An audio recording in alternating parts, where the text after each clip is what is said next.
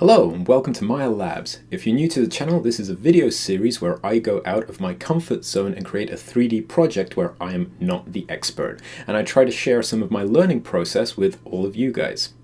For this episode, I'm going to be using the XGen interactive grooming tools to create some fur and hair for the wonderful Koala Bob rig by Sobel. This video would not be possible without the help of Juan Paulo Mardonez and his fantastic XGen course in Domestica, which I'm going to leave a link to in the show notes below. It's a fantastic course with over 4 hours long of great XGen material, but it is in Spanish. And although the course does have some English translations, which are really good for the technical side of Maya, my only critique is that some of Juan Paulo's enthusiasm and his colloquialisms get slightly lost in translation. This isn't a sponsored show, but Juan Paulo was such a sweetheart that he actually answered some of my questions on the forum, and for that I really want to give him a big thank you because it really helped make this video. This is a longer video series, and if you want to speed along, you can check out the table of contents in the comments section below. I'm going at a slower pace just to show you guys in a little bit more detail some of the theories and workflows of how to use XGen and the things that I discovered while I was trying to learn the software. Again, this is from the point of view of an enthusiastic amateur because I'm not a professional groomer at all. So as this is the first video in the new series, I also want you guys to give me some feedback of what you think about Maya Labs and if it's something that's interesting for you guys and how we can make the content more engaging as I produce more videos in the next coming year.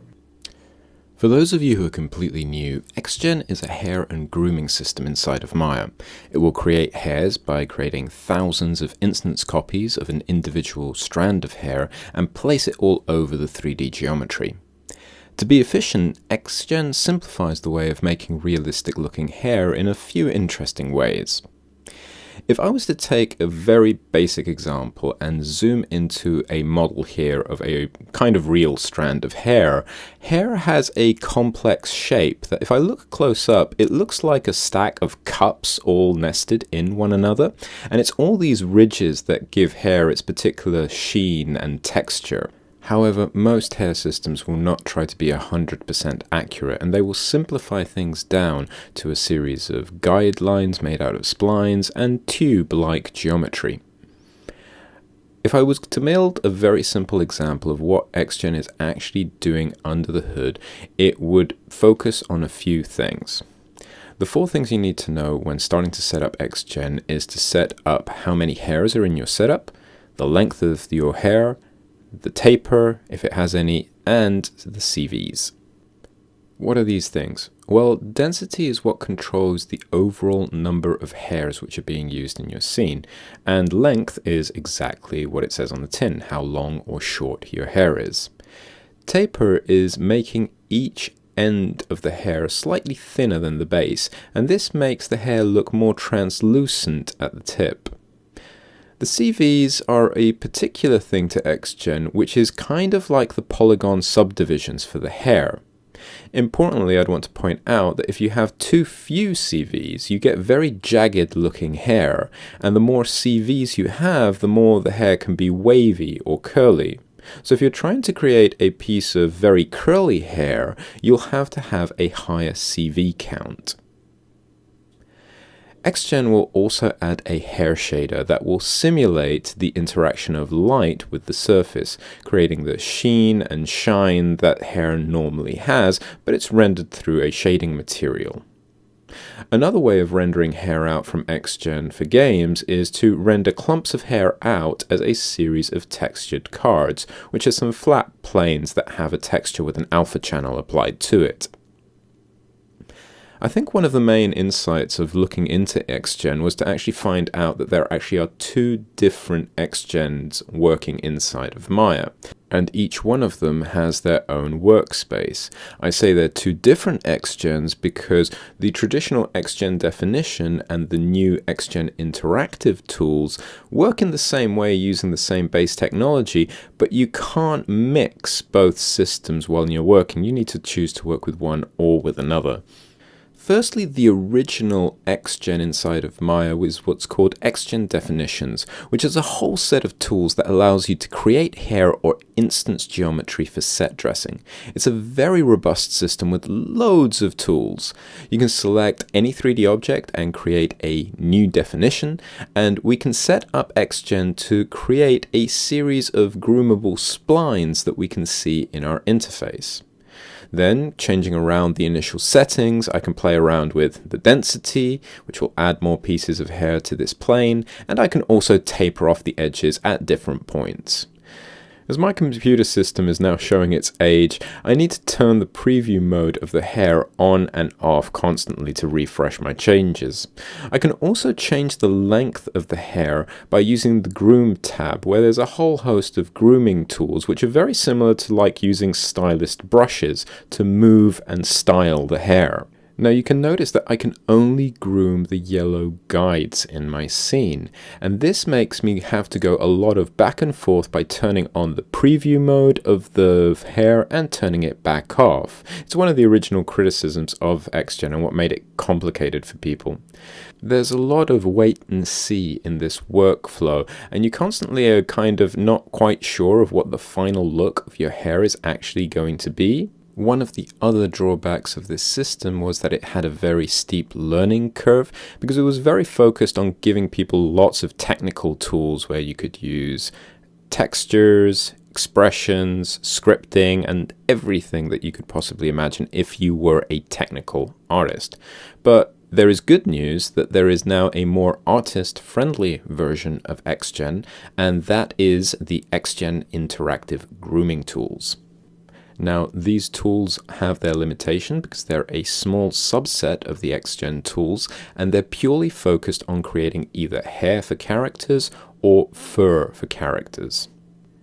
I found these tools really fun to learn and quite easy to use, and they also perform very well on most computers. My workstation is no longer the most powerful that's around, and it still performs really well inside the viewport.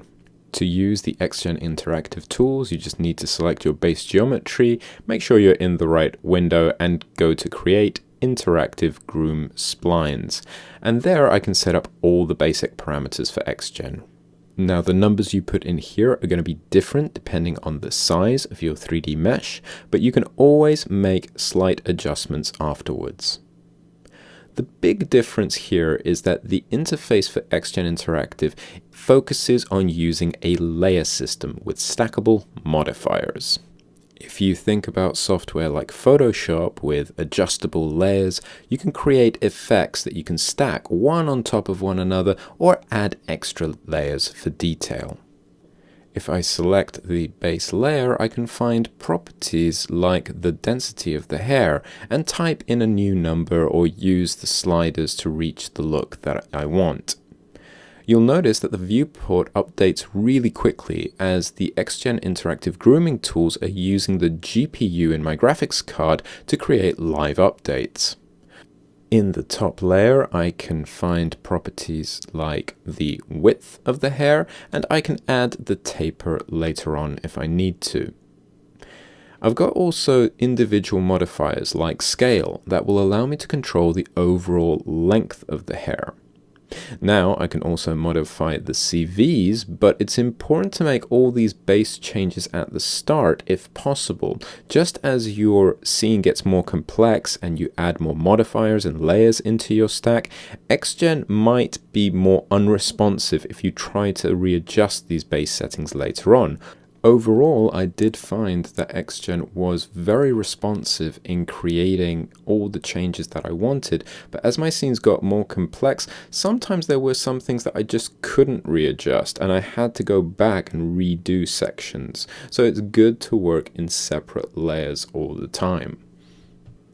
By selecting the grooming tools on the shelf, I can start combing the brush, and this works very similar to other 3D sculpting brushes, similar to Maya or other sculpting software. Just by dragging on the interface, I can reposition each one of the strands of hair, and I get an instant refresh of my viewport.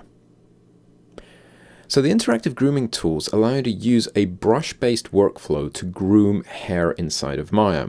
All these changes are done in the viewport and should update on real time depending on the speed of your computer. It's a much more fun and intuitive set of tools to use in order to explain to artists how to create hair in 3D. So for the groom I'm trying to make, I'm going to be using the Koala Bob rig from Sobel, which is a really nice, cool character that could use some fur.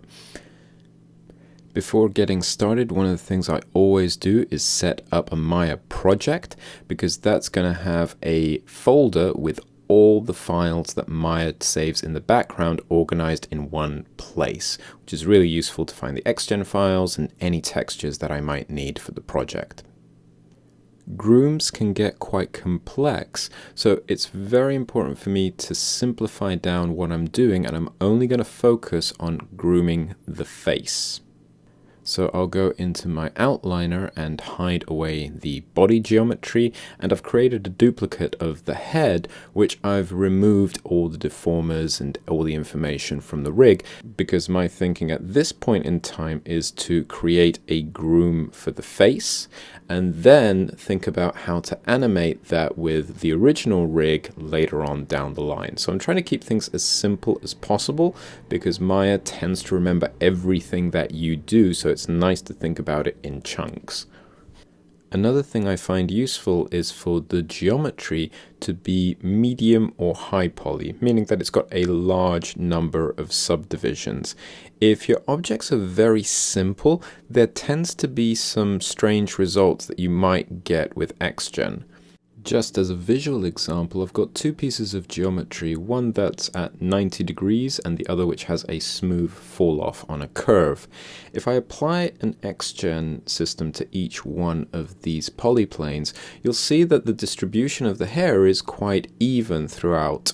But XGen has a series of properties that allows the hair to actually collide and interact with the mesh in a very natural way. If the geometry is too low in polygon count, you'll start seeing edges and other areas of the original mesh appear through the strands of hair, while with the higher polygon mesh, the collide allows the hair to fall over the surface in a much more natural and realistic looking way. So if the surface you're trying to groom is too low poly, you might spend a lot of time trying to cover over these gaps. So it's much more efficient to evaluate how appropriate your mesh is before applying XGen. One of the very useful tricks for controlling where you're emitting your fur from is to go into the UV editing toolset and select UV shells to emit hair from a specific part of the head. That will avoid me having to sprout hair from areas like the nose, which has no hair on it.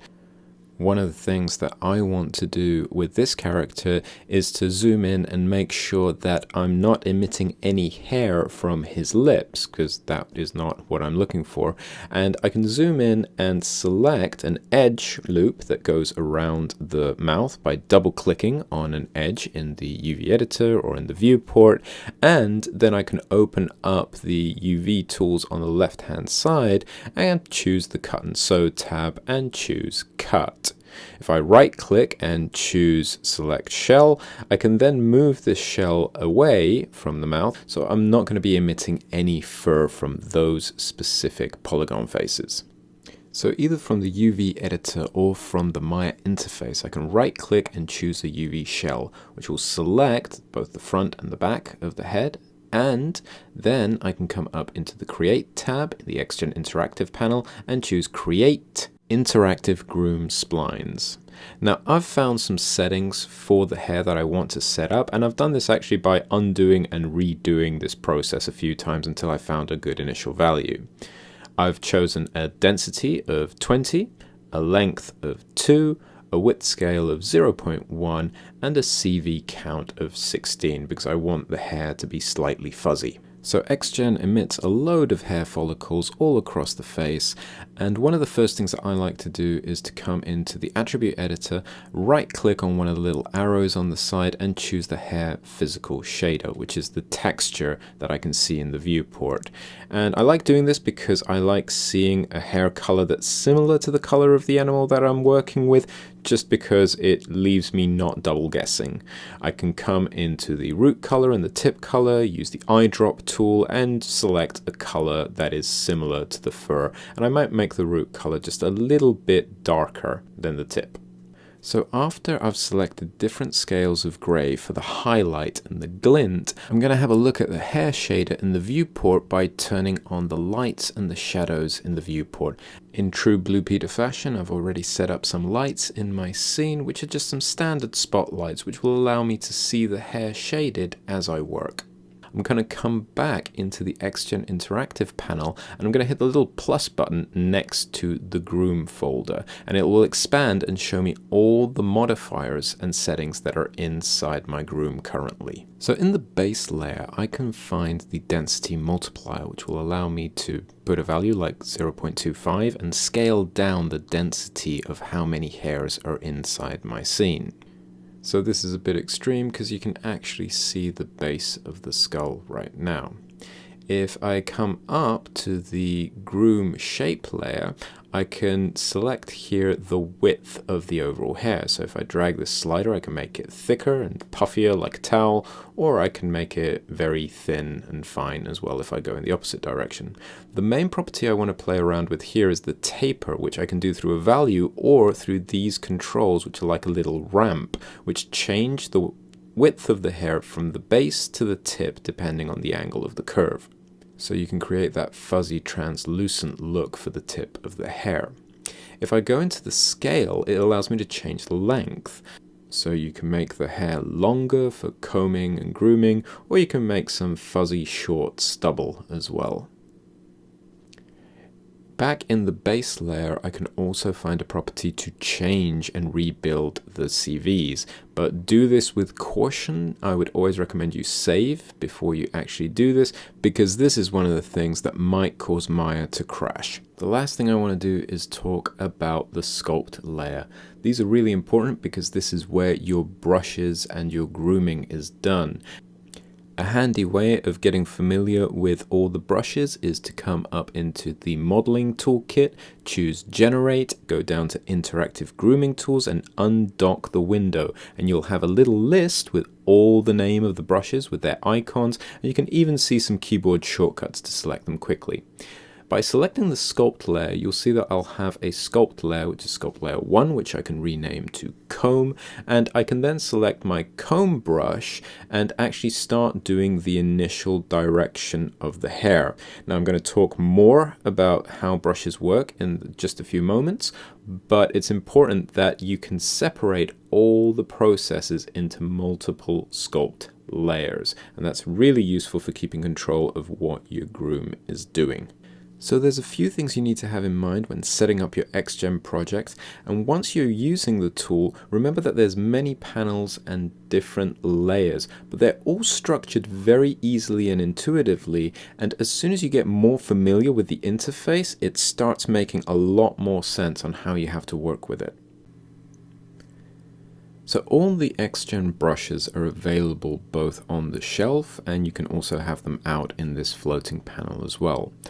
All the brushes work through a specific sculpt layer, and even though all the brushes do slightly different things, they do have some common properties which I think are very useful to know about.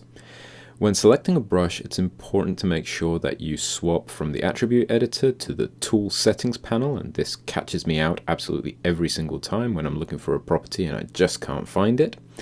And brushes work very similar to other Maya brushes. You will start off by having a brush size and the strength of the effect, and that is mapped to the B and M keys in Maya. So you can press down B and drag to change the size of your brush, and you can press M to change the strength of it. Although I find that the M property is really soft when I try and drag it on the viewport, so I tend to prefer using the slider. So when working with brushes, I tend to have the collide with meshes options turned on. This creates a small barrier that you can set a value to which avoids the hair intersecting with the base geometry.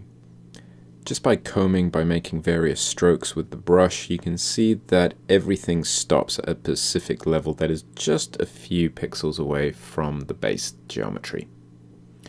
However, if I turn the collide option off, this will affect all the hair down to the root and can help me smooth out some areas.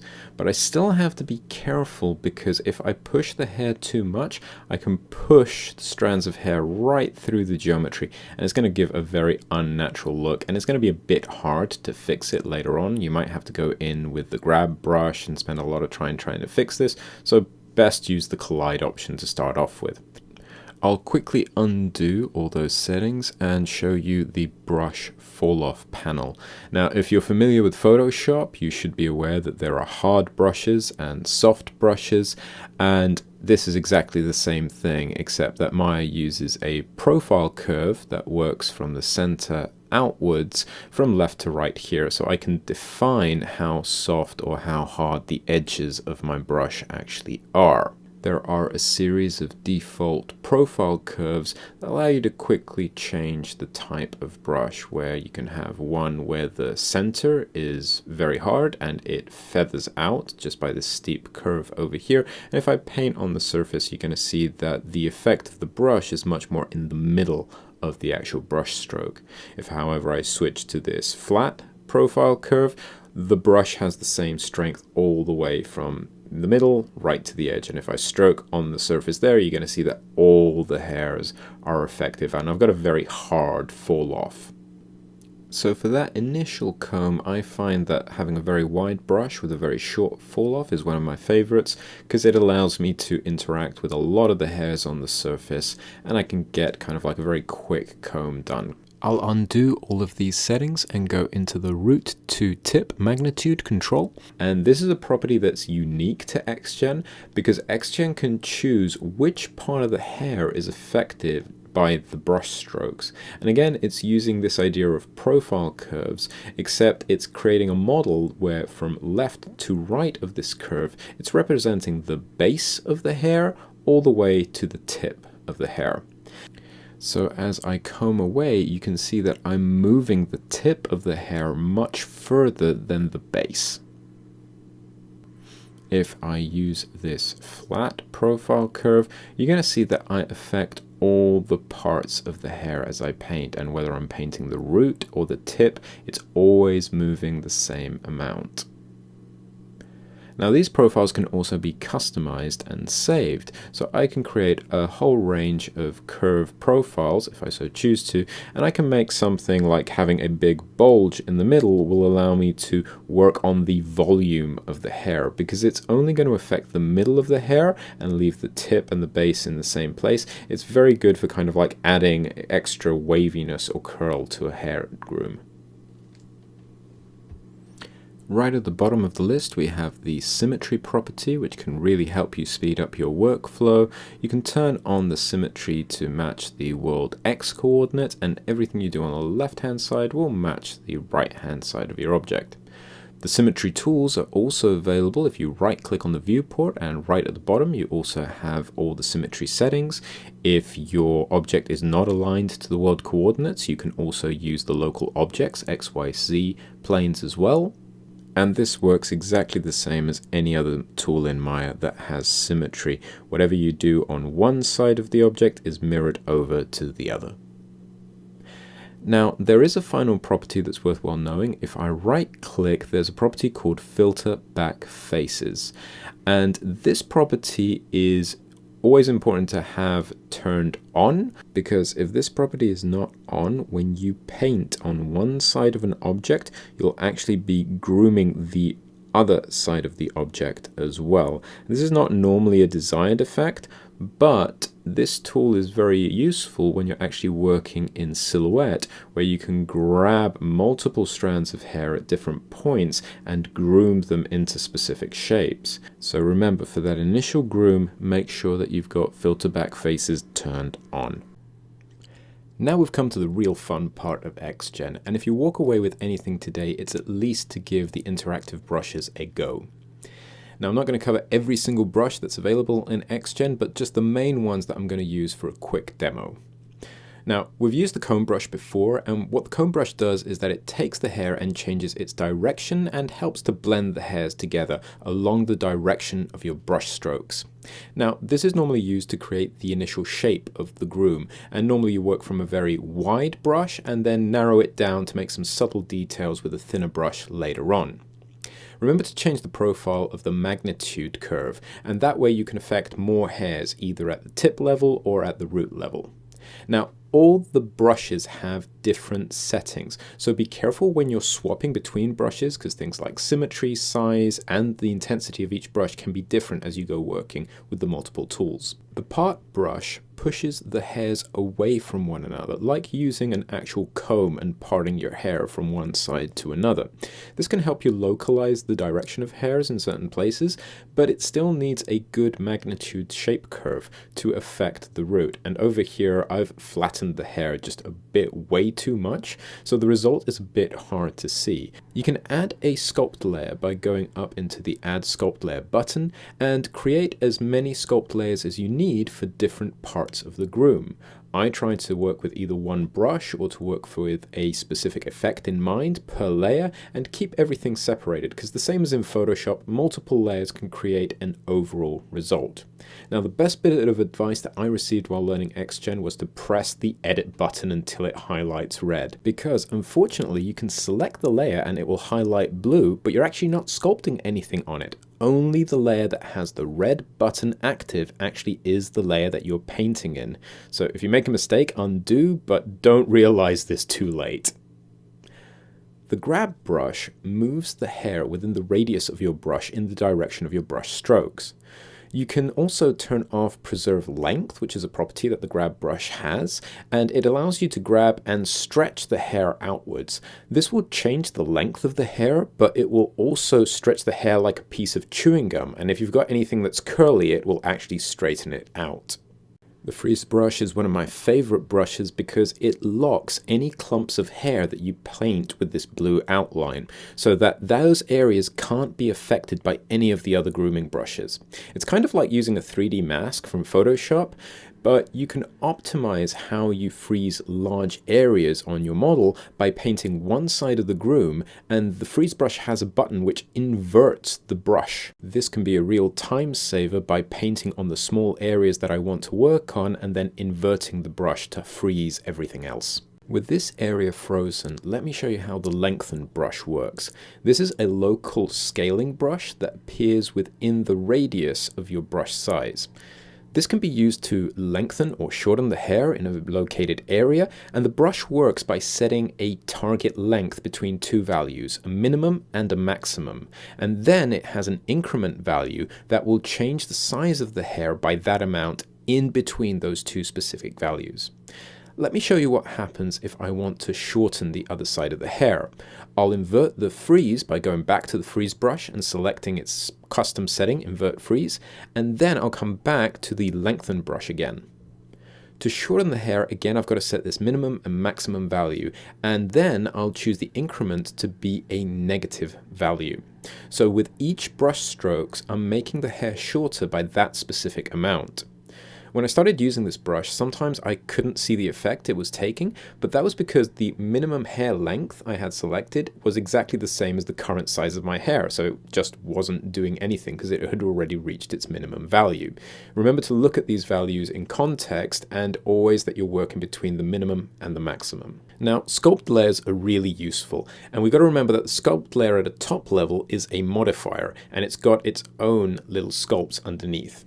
You can turn your layers on and off by clicking on the little circular button on the left, and you can use the slider to change the overall weight of the layer, making it less stronger or blending it between different layers. This system is very powerful and allows you to build your own looks and allows you to have a great level of experimentation. That's only a small selection of brushes that I'm explaining, but hopefully you can start seeing the potential of the workflow. The Maya help file actually has a detailed description of all the interactive brushes and a detailed explanation of what each one of them does. If you're struggling to see the effect of a brush, I recommend you go to the help file and actually look up what's happening. It might be that there's a setting that's missing.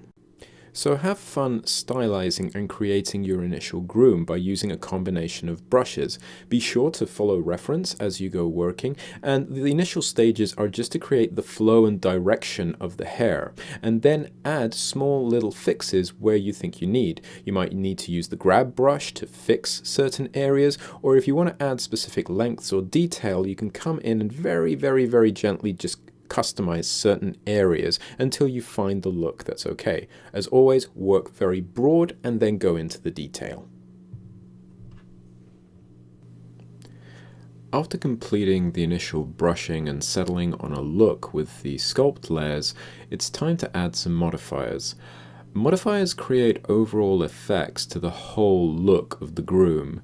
If you're familiar with programs like 3ds Max or Blender, you should be familiar with a modifier stack, which is a list of effects that you compile on one another to create different looks. It's important to know that the order of the modifiers can influence the final look, and modifiers can be moved up and down in the stack and turned on and off, so it's a very iterative and very easy to use workflow that allows you to change things with ease. Because the order of the stack is important, some operations, like for example scale that we said at the beginning, it's actually safer to create a second scale operation if you want to change the length of the hair at a later time. By adding a second scale operation, you can test if the groom would look better being shorter or longer. And don't worry if you make mistakes, because you can always right click on a modifier layer and just delete it. Now, I'm only going to cover 3 of the main modifiers that I used to create the final look for this fur, but you're going to see that just by adding them and experimenting with them, it's very easy to find out what each one of them does. One of the first things I wanted to break away from was having this very smooth looking hair. So what I wanted to do first of all was go and add a displacement modifier. Now, the displacement modifier is going to add some irregularity to the positioning of the hair, and it's important that when you turn it on, nothing happens to start off with, because like displacement in texturing, it runs off using a texture. In this case, it's got a handy property which is called displacement, and I'm going to go ahead and look for a simple Maya noise texture in the stack. Now, as soon as I add this, it creates some irregularity to the surface of the groom, which is exactly what I want, but currently it's just a bit too blocky. What I need to do is go into the properties of the noise texture and look for a property called frequency. By turning the frequency all the way up, it's going to create more irregularity on the surface of the texture, and that's going to spread out all of the hairs. Now, modifier layers can be toggled on and off, so you can see the before and after result very easily, and I'll have to navigate back into the texture and look for some more properties to play around with, because currently the hair's a bit too extreme and pointing upwards. To make the effect a little bit smoother, I'm going to reduce the properties for the threshold and the amplitude to make the noise color a bit more gray, and the grayer the color, the more it will mask the effect of the displacement. Now, it's perfectly fine to exaggerate your properties and to take them as far as you possibly can go. If you take it to the point where it just looks a little bit ridiculous, you can then come back into the displacement properties and look for a property called scale. And as you push down on the slider, you're going to see that this is going to reduce the overall effect of the layer. And you can feel free to reduce it 60%, 50%, whatever looks good in the viewport. The next modifier I want to talk about is noise, and noise is a great way of adding either curls or irregularity to the positioning of the hair. As I add the noise modifier, you're going to notice that the hair instantly becomes a little bit more wavy. There are some properties here as well which we need to play around with, which one of the most important ones is the frequency, which lets me set how curly the hair actually is. If I use a low frequency value, the hair is going to be straighter, but it can still have noise because there's another property called magnitude, which controls how large the dips and rises are in the frequency, or if there's no frequency at all, it will just position the hair at different angles, again creating a noise effect in the hair. If I use the correlation property, it's going to group the hair a little bit and make it a bit more consistent. Now, it's important that while I'm doing this on my second monitor, I'm looking at reference as well, and I'm trying to look for the right settings for the groom, for the frequency.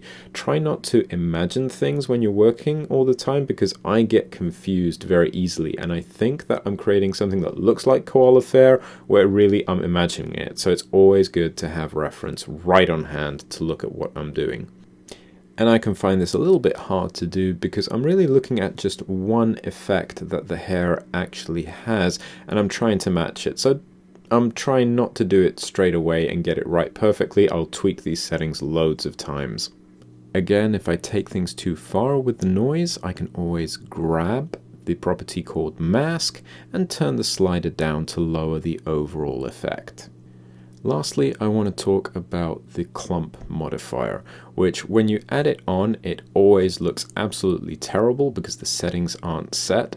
And clump is very much like the hair gel of XGen.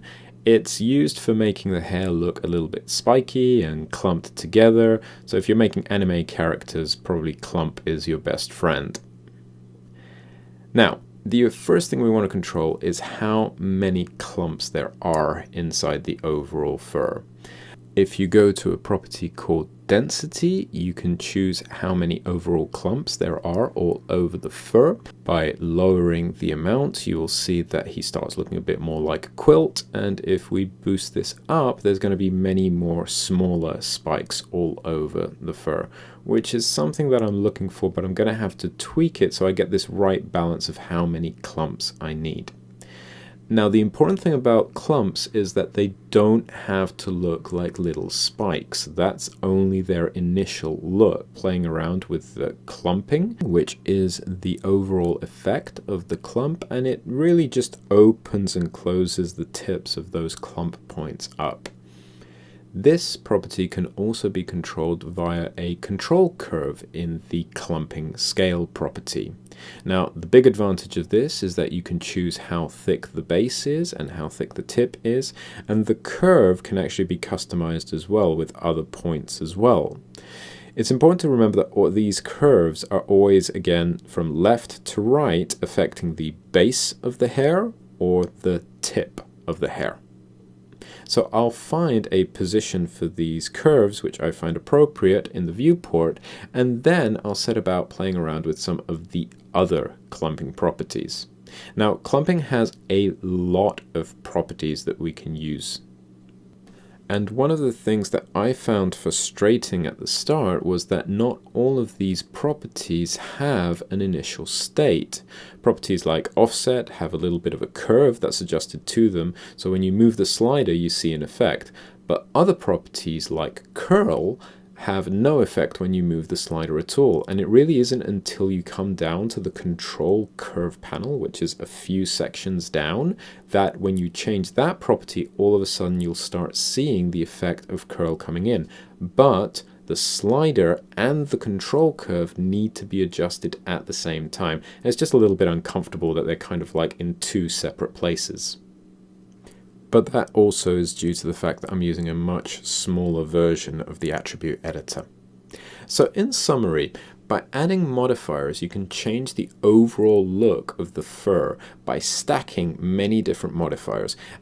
You can even add multiple stacks of the same modifier, except that every modifier will have slightly different settings. 2 clumps, 3 noises, and just varying all those settings together can help you have a very fine control of the final look. Also remember that it's very easy to actually change how intense each modifier is applied, because they all have some form of layer masking, or similar to opacity in Photoshop, where you can turn the overall effect of the modifier down. You may have noticed that next to most properties inside of XGen, there's a small checker pattern, which means that that property can be controlled via a texture map. Now, in Mudbox, I've created a black and white image with various grayscale blobs. So if I save this scene out and I bring it into Maya, into a small test scene, I can start looking at the different effects that the texture will have, but only on the main modifiers. I'm going to start off by looking at the scale modifier, and I'm going to look for its mask property, and I'll click on the checker pattern and navigate to where I saved the image from Mudbox. And instantly I can start seeing the effect of the scale plus the texture. We can see that all the areas that were painted black have a value of 0, so that means that there is no length to the scale, and it looks like there's no hair there at all. While everything that was painted white has a full value, or a value of 1, and we can see the hair at its full length. So all of the grayscale blobs, depending on their intensity from white to black, will create longer hair or shorter hair, completely depending on the color. To remove the texture from the modifier, I'll navigate to the mask property and right-click on the word mask and choose break connection. So let's go ahead and add a clump modifier and see what happens with the textures. Now, first of all, I need to increase the density because there's too few clumps by default, so I'll put it up to a value that's good for testing, and then I'll go looking for the mask property and I'll apply the Mudbox texture here as well. Now we can see that at a full value, the clumps will appear on everything that was colored white. Everything that's black will be devoid of clumps. So it's important that anything that's in the grayscale will have a more overall effect of clumpiness or less effect of the clump layer. And again, this is the overall effect. All the properties you added into the clump modifier would be masked by this layer. So let me right-click on the mask property again and break its connection. This time let's look at a noise modifier. So I'm going to add the noise and then again look for the mask property and apply the texture as we've done before. And we can again see that it very much follows a logical pattern. In the areas which are painted white, we can see that the noise is appearing, and in the areas which appear black, we can see that there is no noise there at all. So this is a very good way of being able to protect certain parts of the mesh to create the groom to have different looks without being dependent on where the polygons are placed or if an overall effect is overriding everything. So I want the chin of the koala to be less furry than the rest of the groom. So back in Mudbox, I'm going to paint a map where most of the character is painted white, and I'm going to focus on painting a dark color on his chin. I'll select some few colors, and then I'm going to blur out the edges and just make sure that my chin is set to 20% gray, so it has 20% of the length of the scale. Then, if I save this image out and come back into Maya, I'll look at the original scale modifier from my groom, and I'll look for the mask property. When I apply the texture, I can see that there's a visible cut around the chin, and also later on I added another painting as well for the eyes as well, so you'll see a cutout there as well. To refine the look of the chin further, I'm going to add another sculpt layer and start using some different brushes. To refine the cut even more, what I'm going to do is freeze the bottom lip by using the freeze brush, which will appear blue on the screen, and then I'm going to select the cut brush and set a minimum length to as low as it will go. I'm going to gently trim the mustache area, and I'm not really going to worry if I go a little bit too far over. I want to be able to see the line of the lips quite clearly, and then I'm going to use the sculpt layer to bring the intensity of that cut down until the overall effect looks nice. I'll finish off by showing you the effect of all the other layers that I added to create this initial groom. And I will say that this is in no way finished or a fantastic groom, but it's heading enough in the right direction that I can go ahead and make a test render. So what I did was I added an additional sculpt layer where I played around a little bit with the length of the fur around the eyes and the chin, and I trimmed it down and made it just a little bit more readable so that the mouth is clear.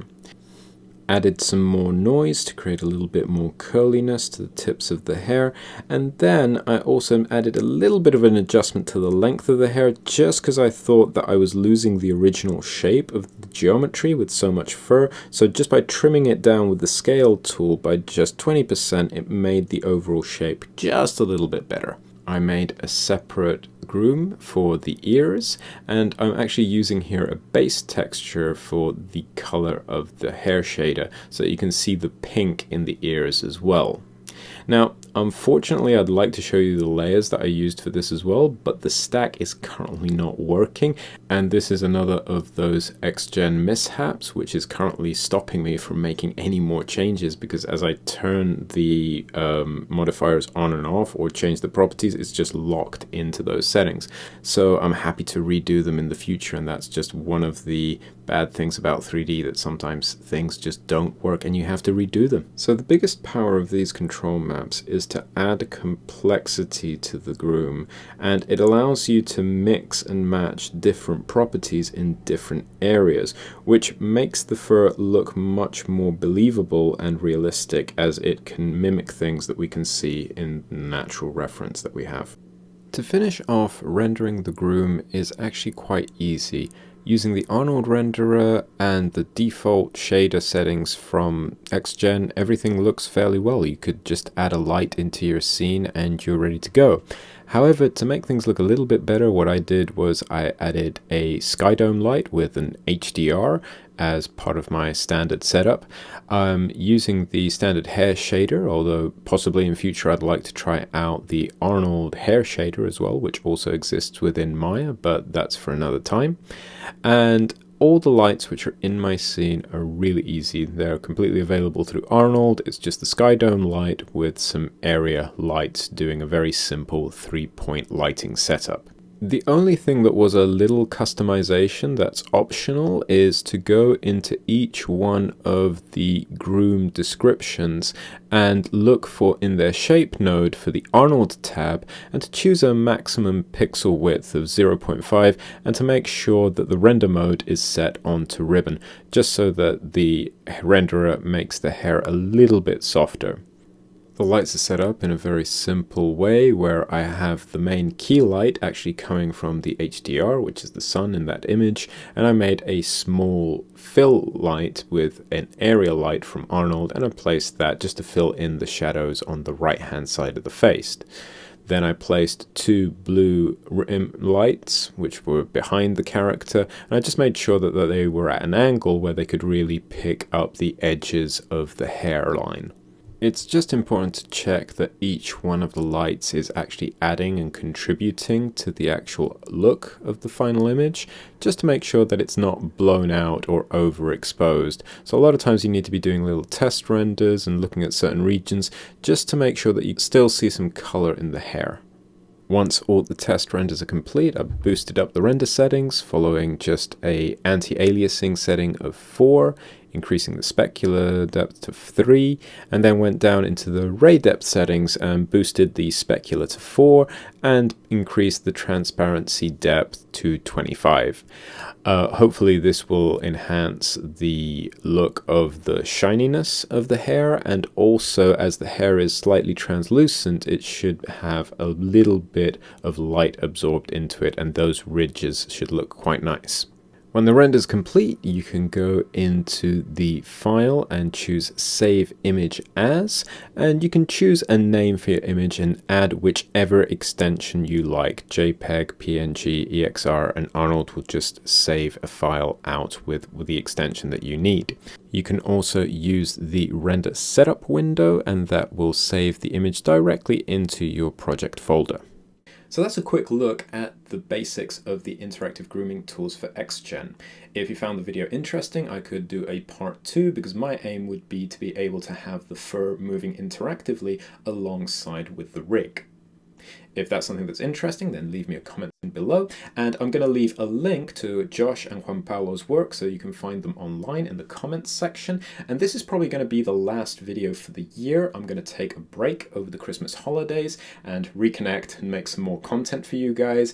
But the last time I said that, that was 2 years later. You got the following video, so hopefully it's not going to take me that long this time. I'll be available in the comments section and in the community page, so make some noise and I will show up again. Thanks very much for watching. If you found the video useful, remember to like, subscribe, and push the bell button to receive notifications of when we're coming back after the holidays. Have a happy Christmas or whatever your winter celebration is. Spend some time with your loved ones and have a great new year. As always, keep learning, stay strong, and I'll catch you in the next video. Bye-bye.